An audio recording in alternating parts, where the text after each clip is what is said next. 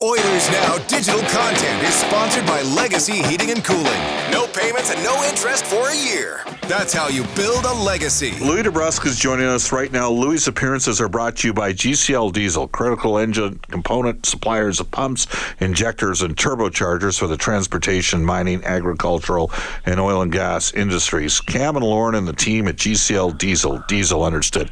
Hey, the Oilers go to Vancouver tomorrow. It's the dress rehearsal for both teams. Your son Jake signing a big deal with the Canucks the year before.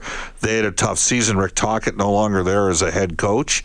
Quick scouting report to the Canucks. I'm hearing through the grapevine that they look like they're playing with a little bit different pace and tempo. Well, I think that's the tempo they brought last year too, with all the things that went on with the team, the drama that was surrounding that team, and there was a lot of noise there. Let's face it, it was. You're in a Canadian market, your top two stars.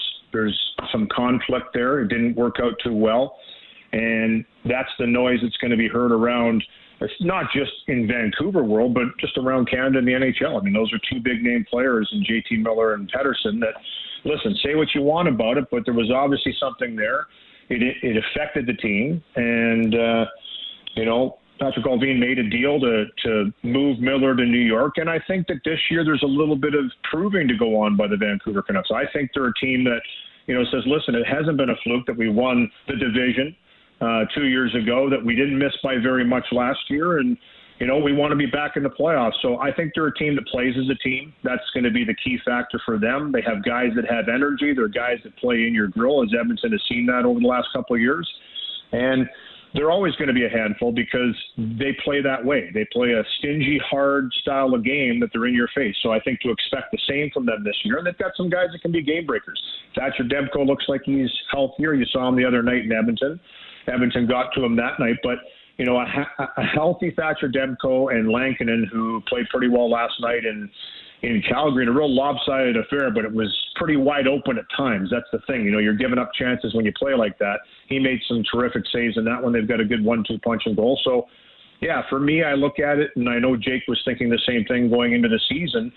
They've got a lot to prove, and I don't think that's a bad attitude to have.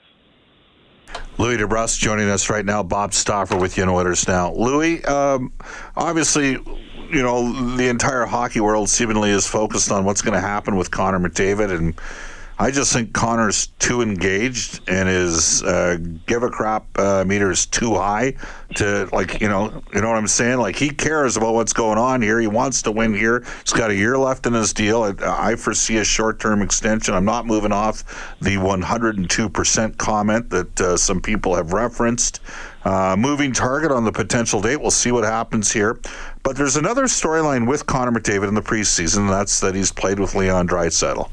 And my theory on this is they want to get off to a good start. McDavid and Draisaitl play together, the team's two best players, and then they're not necessarily putting pressure from day one on the likes of Isaac Howard or Matt Savoy theoretically to play with one of the world's, two best players, because they're both right there with McDavid and Draisaitl.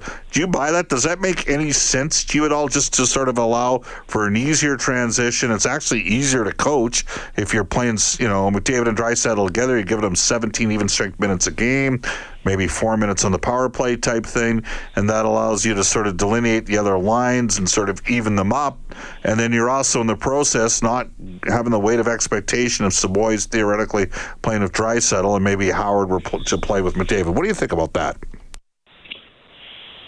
I mean, yes to all of it. I mean, I think it all makes sense in that regard if you look at it that way. I also think that from Chris Knobloch's perspective, you said it, he has mentioned in the past when they're playing together, it's a little easier for him to deploy them.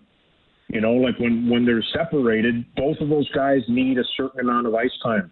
There's power play they play together. When it gets broken up, listen, those guys will play 30 minutes if you let them. They can play a ton of minutes. But for him as a coach, it allows him to kind of deploy them when it's necessary. It also gives him that bona fide weapon as a top line. You look around the league, and the best players on other teams seem to play together, don't they? Yes. They seem to play together all the time. So if you're Connor McDavid and Leon Draisaitl right now, why wouldn't you want to play together? They play unbelievable together. They're the best 1-2 punch in the league, hands down, not even close. And you know what?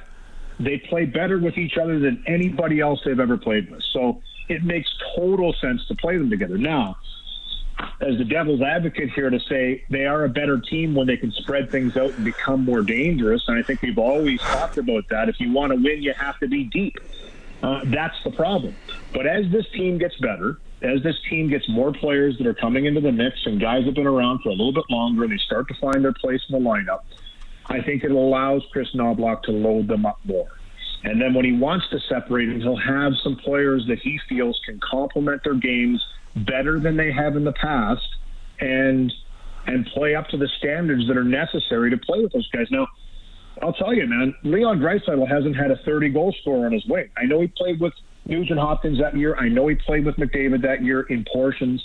But I'm saying a winger that's been on his line for a couple of years and scored 30 goals. Yamamoto scored 20. It just hasn't happened, right? So you have to kind of look at it from that regard, too. Are you utilizing him the right way when you're not getting that production from the guys on the wings? There's opportunity there down the road here. If somebody comes in and really lights it up. And you go back to the 80s and the dynasty, it wasn't Gretzky and Messier, it was Gretzky and Curry. Gretzky and Curry had the chemistry, right? Anderson and Messier, right? When you look at down the lineup, I mean, they mixed and matched and they all played together. I understand that, but the great chemistry was a little different, and you're lucky to find that. When you find it, you don't necessarily want to mess with it too much. And I'm sorry, but there's nobody better to play with each of those guys than the other guy. Simple as that. But I also think, and I'll go a little longer on it, just to say that there's been a lot of talk about the starts. They've gone on 2 lengthy playoff runs to the Stanley Cup final, and the starts are important in this league. I think they also want to get off to a good start. I think they want their top guys feeling really good about their game. I don't think this is going to last for the season, Bob, and I don't think you do either. But for right now, why not give them kind of where they feel the most comfortable to allow them to have the start they need to have too, because it's imperative that those guys are wheeling and dealing and playing the way they can play, which they have. They've been so consistent. But give them all the advantages you can to come out and have a strong start. Awesome stuff. Yeah, absolutely. I mean, it may only be for 8 or 9 games. Let's see when Zach Hyman comes back. Now, that said, when Hyman went out last year in the playoffs, he was with Nugent Hopkins and Kane. It was a mammoth loss because that line was going. They've had a lot of different lineup combinations, and I think you will see the young guys get a chance with different guys as well. And I think Chris Knoblauch has never been afraid to shuffle lines if it's not working. And I'll tell you this right now. The start of the season, October 8th against the Calgary Flames and the 11th against the Vancouver Canucks, if it's not working, he will change it. He's not afraid to shuffle on the fly. Yeah. But I really do think, though, that it plays a lot into it, that he wants guys to kind of get off to a good start. He wants guys to play different roles. He wants guys to be comfortable in different situations. I like what you said about the young guys. I mean, I'd like to see them up there every once in a while, and I'm sure they'll get their opportunities. You know, they'll get their opportunities when it presents itself to give guys a little taste, throw them in the mix here, throw them in the mix there, a Howard, a Savoy, you know, Tomashek, whoever it is, you know, whatever it is. If a guy's going, we've talked about this at length forever. If somebody's going in a game, then reward them, put them up, give them more ice time. If a guy's not going in a game, I'm sorry, but I think every player knows it to a man, with the exception of the elite, that you're going to let those guys work through that. But for the most part, if you struggle after a couple chances, you're most likely going to be on the bench for most of the game. That's not punishment. That's just a coach going with guys that are going at this time. We've talked about it a lot, maybe right now more than ever for Chris Knoblauch. This is a team where he's got to find out what guys can do, right? Because there's some changes, some differences. And there's some young guys that are going to be injected into the mix, which I think is great. You got to find out what they can do, and the only way you're going to find that out is if you do move them around a little bit and put them in spots to see how they fit. Louie, great stuff. Thanks for joining us in Oilers Now, and we'll see you down at practice and on the plane tomorrow. Looking forward to it, bud. Take care.